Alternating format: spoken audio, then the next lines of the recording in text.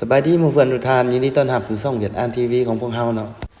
ในภูมิสันฐานเทคโนโลยีที่พัฒนาเพิ่มขึ้นอุตสาหกรรมผลิตน้ำก้อนแม่นบ่มีข้อยกเว้นหนึ่งในผลิตภัณฑ์ที่โดดเด่นของภาคสนามนี้แม่นเครื่องเฮ็ดน้ำก้อนโดยใช้จักรสกรูรุ่น IVAN ZT47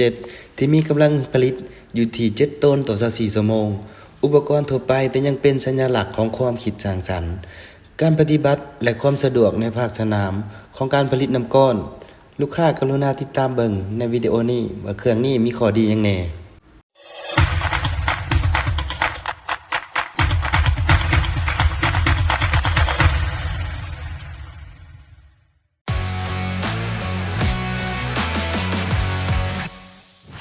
เครื่องเฮ็ดน้ำก้อน IVAN ZT47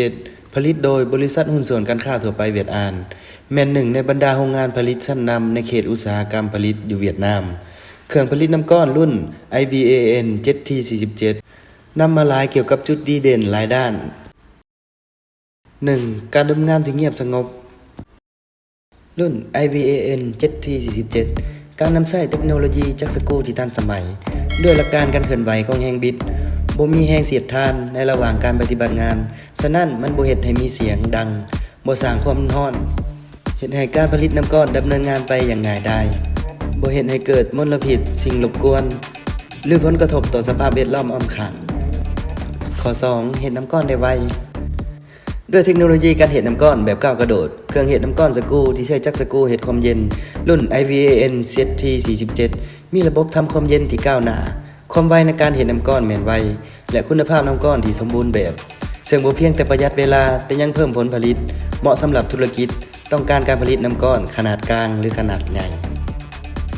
3. ผลิตน้ำก้อนอย่างต่อเนื่องตลอด24ชั่วโมงรุ่น IVAN ZT47 การนำใช้จักรสกรูที่มีโครงสร้างพิเศษหลายบ่มีแขนลูกสูบหรือว่าวาล์วดังนั้นเครื่องเฮ็ดน้ำก้อนนี้สามารถผลิตน้ำก้อนได้อย่างต่อเนื่องตลอด24ชั่วโมงโดยท่านบ่ต้องกังวลเกี่ยวกับปัญหากลจักรในระหว่างกระบวนการดำเนินงาน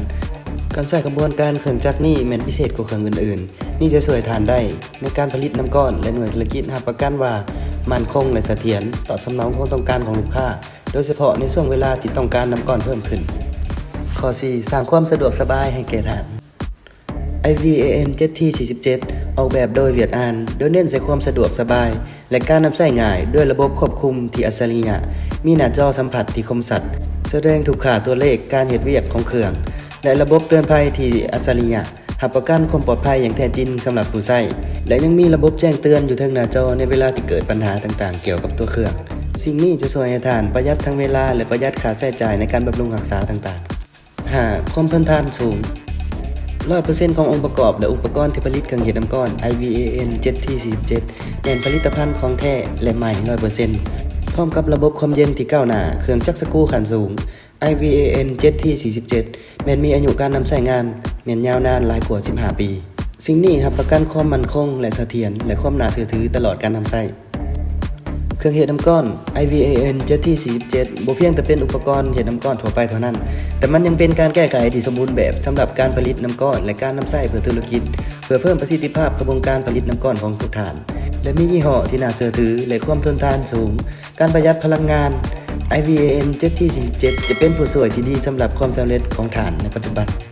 ถ้าหากว่าลูกค้าท่านใดสนใจต้องการรู้ข้อมูลเพิ่มเติมเกี่ยวกับผลิตภัณฑ์นี้กรุณาติดต่อหาเฮาที่เบอร์ 02092414141 หรือเบอร์ 02097414141 ขอบใจทุกท่านที่รับชมคลิปวิดีโอนี้จนจบแล้วเราจะพบกันใหม่ในคลิปวิดีโอหน้าอย่าลืมกดติดตามและกดไลค์เพื่อรับข้อมูลข่าวสารใหม่ๆของพวกเรา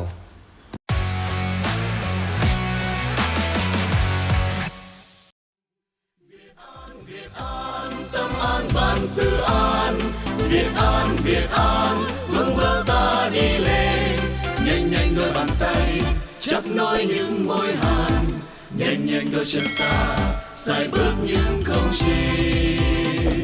xanh xanh những miền quê nơi xa rộn ràng tươi vui bao con phố mọi nhà thân thương đang chờ ta Việt An mang đến bao hy vọng hiệu quả từ bàn tay khối ấm hợp lý mức phí đã đầu tư hài lòng là niềm vui hạnh phúc hưởng thụ thành quả của chúng ta Việt An tâm an vạn sự an Việt An vững bước ta đi lên Việt An Việt An vươn mình ra thế giới với khát vọng hùng cường mệnh dấu tổ quốc ta. Việt An vững tâm tất thảy. Việt An tâm an vạn sự an. Việt An